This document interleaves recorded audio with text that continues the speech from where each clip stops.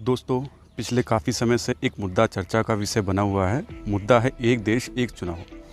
वैसे तो ये काफ़ी पुराना मुद्दा है, लेकिन हाल ही के कुछ दिनों से इसकी चर्चा हर ओर है, क्योंकि केंद्र सरकार ने एक राष्ट्र एक चुनाव के लिए एक अहम कदम उठाते हुए 8 सदस्यीय एक कमेटी का गठन किया है, जिसका अध्यक्ष पूर्व राष्ट्रपति श्री रामनाथ कोविंद जी को बनाया गया है।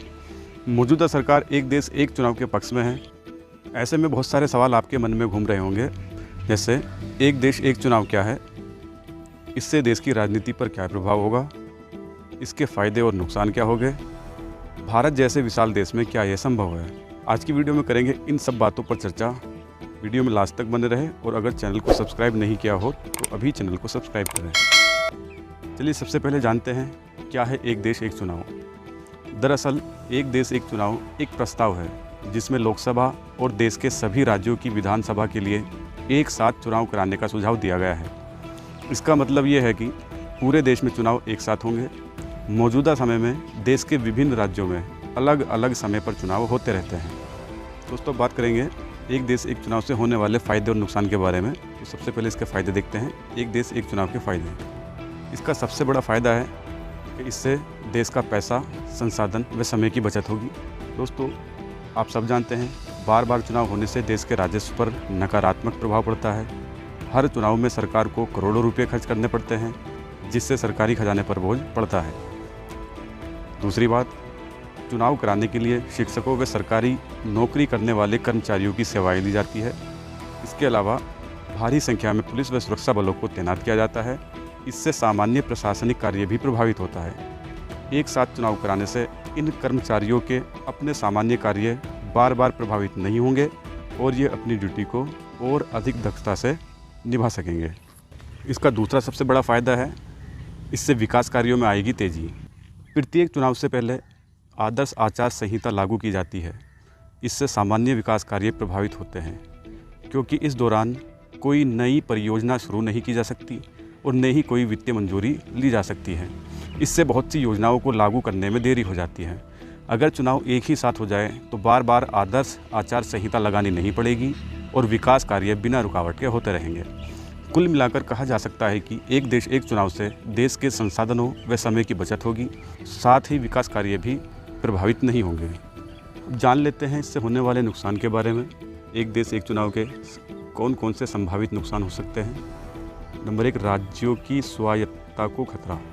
कुछ विशेषज्ञों का मानना है कि एक देश एक चुनाव के लिए कुछ विधानसभाओं की मर्जी के खिलाफ उनके कार्यकाल को घटाया अथवा बढ़ाया जाएगा, जिससे राज्यों की स्वायत्तता प्रभावित हो सकती है। और 2, क्षेत्रीय मुद्दे नज़रअंदाज हो जाने की आशंका। कुछ लोगों का यह भी मानना है कि अगर लोकसभा व राज्यों की विधानसभा के चुनाव एक साथ कराए गए तो राष्ट्रीय मुद्दों के सामने क्षेत्रीय मुद्दे प्रभावित हो सकते हैं। इसमें क्षेत्रीय मुद्दों को नज़रअंदाज करके केवल राष्ट्रीय मुद्दों पर ही अधिक जोर दिया जा सकता है। नंबर 3, क्षेत्रीय दलों को नुकसान की आशंका। ये भी कहा जा रहा है कि एक देश एक चुनाव से क्षेत्रीय दलों को नुकसान हो सकता है, क्योंकि इससे एक ही तरफ वोट देने की अधिक संभावना होगी तथा प्रमुख पार्टी को इसका फ़ायदा मिल सकता है। नंबर 4, जनता के प्रति जवाबदेही पर खतरा। अलग अलग समय पर चुनाव होने के कारण जनप्रतिनिधियों को जनता के सामने लगातार जवाबदेह बना रहना पड़ता है।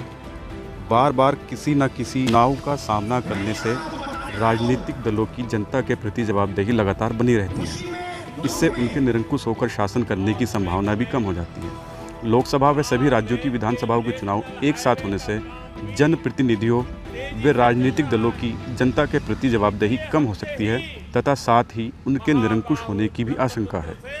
चलिए दोस्तों, ये तो आपने देख लिया कि इससे होने वाले नुकसान क्या क्या हो सकते हैं। अब नज़र डालते हैं क्या साथ में एक साथ चुनाव किए जा सकते हैं। क्योंकि भारत जैसे विशाल देश में जिसकी आबादी 140 करोड़ से भी अधिक है, एक साथ चुनाव कराना काफ़ी बड़ी चुनौती है। कहा जाता है कि एक साथ चुनाव हुए तो नतीजे आने में देरी हो सकती है। जानते हैं कौन कौन से देश हैं जो पहले से ही वन नेशन वन इलेक्शन के फॉर्मूले पर चल रहे हैं।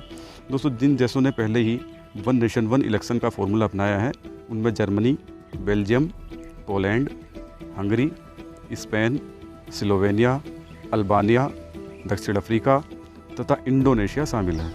स्वीडन ने भी अपने हाल ही के चुनाव में वन नेशन वन इलेक्शन फॉर्मूले को अपनाया है।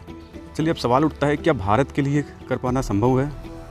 जवाब है हाँ, भारत के संदर्भ में ये पूरी तरह संभव है, क्योंकि भारत पहले ही वन नेशन वन इलेक्शन फॉर्मूले पर चुनाव करा चुका है। जी हाँ दोस्तों, आपको बताते चले, आज़ादी के बाद पहली बार देश में 1951-52 में चुनाव हुए थे और तब लोकसभा तथा राज्यों की विधानसभा के चुनाव एक साथ हुए थे।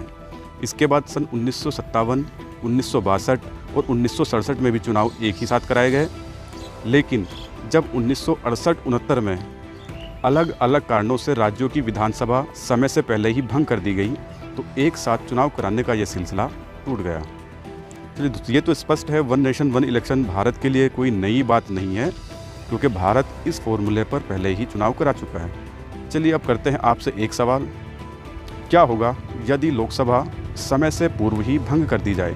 क्योंकि अब तक कुल 6 बार लोकसभा को सामान्य कार्यकाल अर्थात 5 वर्ष से पूर्व ही भंग किया जा चुका है और एक बार लोकसभा के कार्यकाल को 10 महीने के लिए बढ़ाया जा चुका है। दोस्तों, अपना जवाब कमेंट बॉक्स में ज़रूर दें। वीडियो में दी गई जानकारी अच्छी लगी हो तो लाइक कीजिए, शेयर कीजिए, चैनल को सब्सक्राइब कीजिए। मिलते हैं अपनी अगली वीडियो में।